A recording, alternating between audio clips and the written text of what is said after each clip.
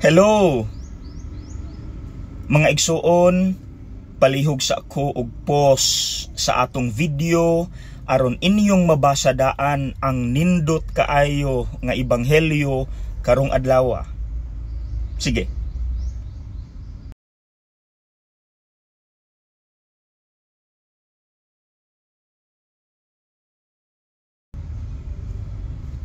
Okay na? Okay. Magsugod ko sa pangutana. Sama sa ebanghelyo na amang gyutay mga giisip nga treasures.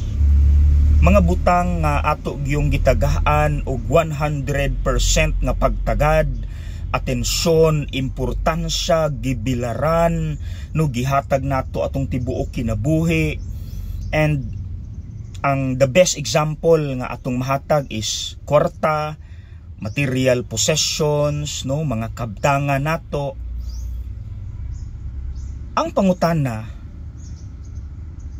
is it really worth surrendering everything for?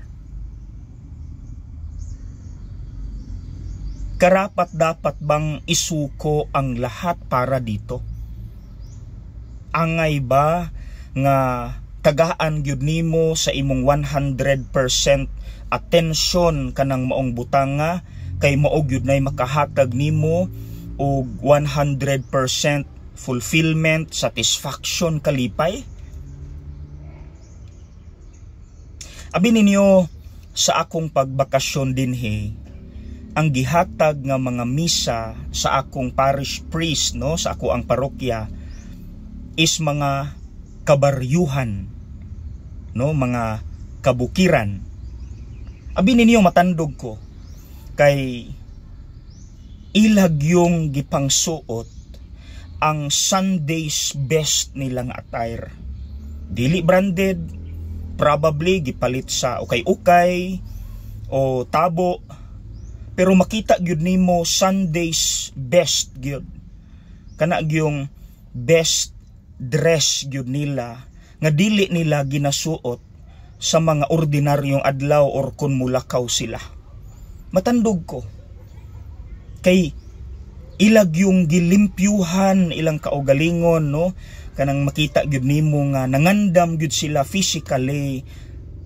Kay makumpara nako sa Manila, no, nga usahay makita nimo mag shorts lang, no, although magsigi man pug kugwali anang internal, no, mao man na importante, not the external.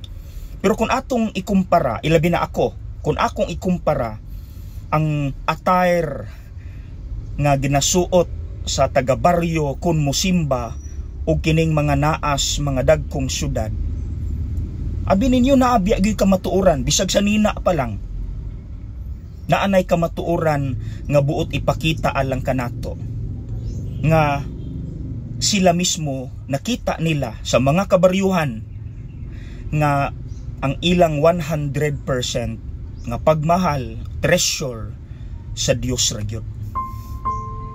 Wa gyud sila'y kahati.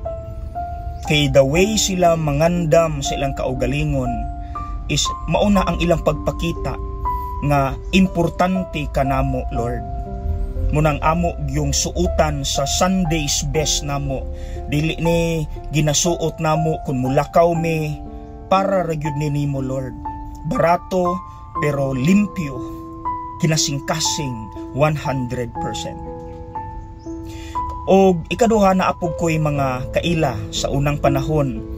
Sa seminarista pa ko, ma-assign kog mga probinsya, mga baryo, nga naay mga katikista, kaabag, no, mga lay ministers nga bisan sa ilang kapobrehon, yuta ang salog sa ilang balay, agis kapobre, kamuting kahoy ragyod ilang mapalit, makaon, no, kay di sila ka-afford sa bugas, no, yung anak kaapike.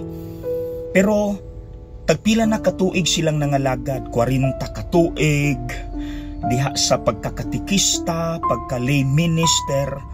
Pero makita gyud nimo ang kalipay nga di nimo makita sa mga tao nga mga dato, mga profesional, mga titulado, pobre sila, pero ilang kalipay makasina, makasuya, makainguntag sana all.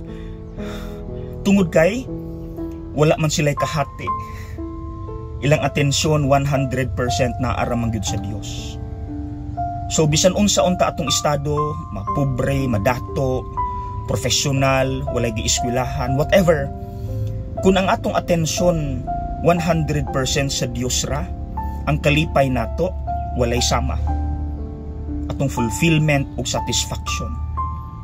Munang akong balikon ang pagpangutana, kanang giisip nimong treasure karon diha, mao ba gyud na ang makahatag nimo og tinuod nga kalipay? Is it really worth surrendering everything for? Nga imo yung hatagan og 100% nga pagtagad kay mao gyud nay makahatag nimo og tinuod nga kalipay? Diha ra ko taman kay gusto nako kamo kita ang mutiwas sa pamalandong. Palihog kog tubag aron ma-realign nato ang atong focus. Gusto makahatag kalipay nga walay sama. Diha tas pang Ginoo, walay kahati, pure 100%. Sige, palihog kog tubag.